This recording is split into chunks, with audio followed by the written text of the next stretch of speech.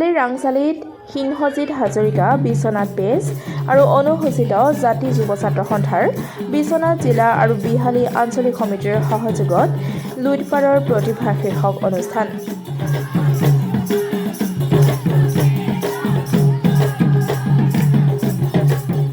বিহালীৰ দক্ষিণ ৰাংচালিৰ ৰাজহুৱা বাকৰিত দিনজোৰা কাৰ্যসূচীৰে স্থানীয় কিশোৰ যুৱক যুৱতী আই মাতৃ নৱাগতাসকলৰ সাংস্কৃতিক প্ৰতিভা বিকাশৰ এখন মঞ্চ দিয়াৰ লক্ষ্যৰে লুইতপাৰৰ প্ৰতিভা শীৰ্ষক এক মনোৰম অনুষ্ঠান অনুষ্ঠিত হয়। জিলাখনৰ স্থানীয় সংবাদ তথ্য প্ৰকাশিত জনপ্ৰিয় সামাজিক মাধ্যম সিংহজিৎ হাজৰিকা বিশ্বনাথ পেজৰ উদ্যোগত আৰু অসম অনুসূচিত জাতি যুৱ ছাত্ৰ সন্থাৰ বিশ্বনাথ জিলা আৰু বিহালী আঞ্চলিক সমিতিৰ সহযোগত এই ব্যতিক্ৰমী অনুষ্ঠানৰ সফল ৰূপায়ণ হয়। বৃহত্তৰ ৰাংচালি আৰু দাঁতি কাষৰীয়া অঞ্চলৰ প্ৰায় অৰ্ধশতাধিক শিল্পীয়ে বিহু নৃত্য, সত্ৰীয়া নৃত্য, আধুনিক নৃত্য, লোকনৃত্য, গীত, দিহানাম, কবিতা আবৃত্তিকে ধৰি বিভিন্ন কলাকৃষ্টি প্ৰদৰ্শন কৰি শ্ৰোতা দৰ্শকক আপ্লুত কৰে। অনুষ্ঠানৰ আঁত ধৰে সিংহজিৎ হাজৰিকাই আৰু কাৰ্যসূচী পৰিচালনা কৰে মীনাক্ষী হাজৰিকা আৰু চন্দন ৰক্তিম দাসে। অনুষ্ঠানৰ লগত সংগতি ৰাখি ৰাজ্য তথা দেশৰ বিভিন্ন প্ৰান্তৰ লগতে দূৰদৰ্শনলৈকে নৃত্য অভিনয় কলা প্ৰদৰ্শন কৰি গৌৰৱ অৰ্জন কৰিবলৈ সক্ষম হোৱা দক্ষিণ ৰাংচালিৰ যুৱ শিল্পী জোন দাস, বেদেতিৰ নেহা বৰাক সম্বৰ্ধনা জনোৱাৰ উপৰিও বৃহত্তৰ ৰাংচালি গাঁওখনৰ ধৰ্মীয় অনুষ্ঠানৰ পাঠেকী হিচাপে অৱদান আগবঢ়োৱা ক্ৰমে গহীন দাস, অৰুণ হাজৰিকা, সূৰ্য বনিয়া, দেৱকান্ত বৰুৱা আৰু ভূপেন দাসক সম্বৰ্ধনা জনোৱা হয়।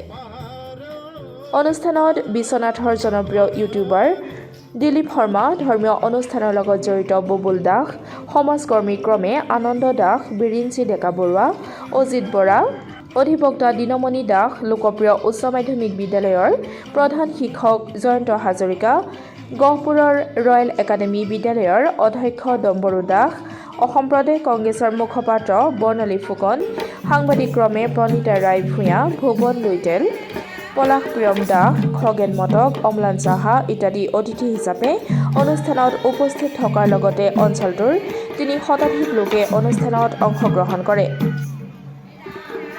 নৱাগতসকলৰ প্ৰতিভা বিকাশৰ প্ৰথম পদক্ষেপ গ্ৰহণ কৰা সিংহজিৎ হাজৰিকা পেজৰ সিংহজিৎ হাজৰিকা আৰু সহযোগী সদস্যসকলৰ লগতে অনুসূচিত জাতি যুৱ ছাত্ৰ সন্থাৰ কৰ্মকৰ্তাসকল উপস্থিত সকলোৱে ধন্যবাদ আৰু কৃতজ্ঞতা জনায়।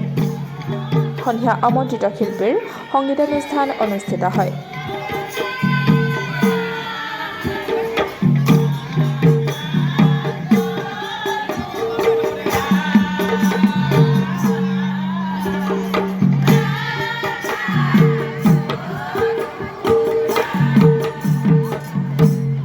সিংহজিৎ হাজৰিকা ফেচবুক পেজৰ উদ্যোগত অসম অনুসূচিত জাতি যুৱ ছাত্ৰ সন্থাৰ সহযোগত যি অনুষ্ঠানটো লুইতপাৰৰ প্ৰতিভা যি অনুষ্ঠানটো অনুষ্ঠিত হৈছে, ইয়াৰ একমাত্ৰ মূল উদ্দেশ্য হৈছে যে গাঁৱে ভূঞে লুকাই থকা প্ৰতিভাবোৰক এক সুকীয়া মঞ্চ প্ৰদান কৰা আৰু প্ৰতিভাসমূহ বিকশিত কৰাৰ যি উদ্দেশ্য, সেই উদ্দেশ্য হাতত লৈ সিংহজিৎ হাজৰিকা ফেচবুক পেজে আজি এই অনুষ্ঠানটি অনুষ্ঠিত কৰিছে।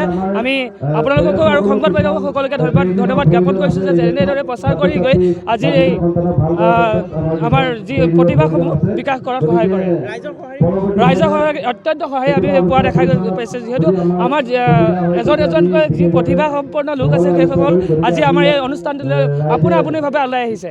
হয়, আমি লুইতপাৰৰ প্ৰতিভা নাম দি এটা ব্যতিক্ৰমী অনুষ্ঠান আয়োজন কৰিছিলোঁ সিংহজিৎ হাজৰিকা বিশ্বনাথ পেজ আৰু বিশ্বনাথ জিলা অনুসূচিত যুৱ ছাত্ৰ সন্থা আৰু বিহালী আঞ্চলিকৰ সহযোগত। আৰু এই অনুষ্ঠানটোত আমাৰ লক্ষ্য উদ্দেশ্য এটাই যে আমাৰ গাঁওসমূহত যিবোৰ প্ৰতিভা লুকাই আছে, কণ কণ শিশুসকলৰ যি প্ৰতিভা আছে, সেই প্ৰতিভাবোৰ লুকাই আছে। আমাৰ এটাই আমাৰ প্ৰচেষ্টা যাতে আমাৰ এই লুইতপাৰৰ প্ৰতিভাৰ মঞ্চৰ জৰিয়তে সমাজত তেওঁলোকৰ পৰিচয় হয়, শিশুসকল আগবাঢ়ি যাব পাৰে, নৃত্য ক্ষেত্ৰতেই হওক, গানৰ ক্ষেত্ৰতে হওক, তেওঁলোকৰ যি প্ৰতিভা আছে সেই আগবাঢ়ি যাওক।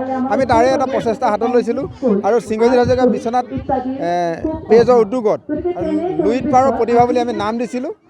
আৰু আমি প্ৰথম কাৰ্যসূচী আজি পোনপ্ৰথমবাৰৰ কাৰণে আমি আয়োজন কৰিছিলোঁ আৰু ৰাইজৰ বিপুল সঁহাৰি তেওঁলোকে নিজৰ কণ কণ ল'ৰা ছোৱালীসকলক লৈ আনি ইয়াতে তেওঁলোকে ইয়াত অংশগ্ৰহণ কৰাইছে আৰু গোটেই অতিকৈ সুন্দৰ পৰিৱেশ ইয়াত সৃষ্টি হৈছে। সকলো লোকে আহি লোকাৰণ্য হৈ পৰিছে।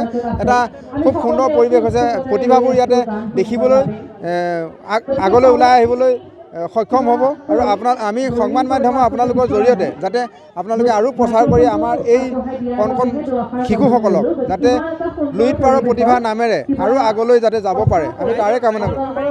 ইয়াত ৰাইজৰ বিপুল সঁহাৰি আৰু আমি এই অনুষ্ঠানটোতে যিহেতু ব্যতিক্ৰমী এটা অনুষ্ঠান, আমি ইয়াতে সমাজত যিবোৰ ধৰ্মীয় অনুষ্ঠানৰ লগত জড়িত যিসকল সকাম নিকামত এই লোকসকল নহ'লে নহ'বই, সেই তেওঁলোককো আমি ইয়াতে এটা সম্বোধনা জনোৱা আমি প্ৰচেষ্টা হাতত লৈছোঁ।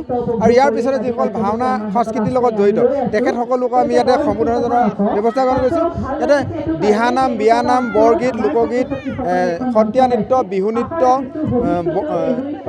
বিয়ানাম এই সকলোবোৰ ইয়াতে আজি এই অনুষ্ঠানত অংশগ্ৰহণ কৰি তেওঁলোকে গীত পৰিৱেশন কৰিছে, তেওঁলোকৰ প্ৰতিভা দেখুৱাইছে আৰু আমি আশা কৰোঁ যে আপোনালোকৰ বা অনাগত দিনত এই অঞ্চলৰ শিশুসকল যাতে আগুৱাই যাব পাৰে, আমি তাৰে প্ৰচেষ্টা হাতত লৈছোঁ।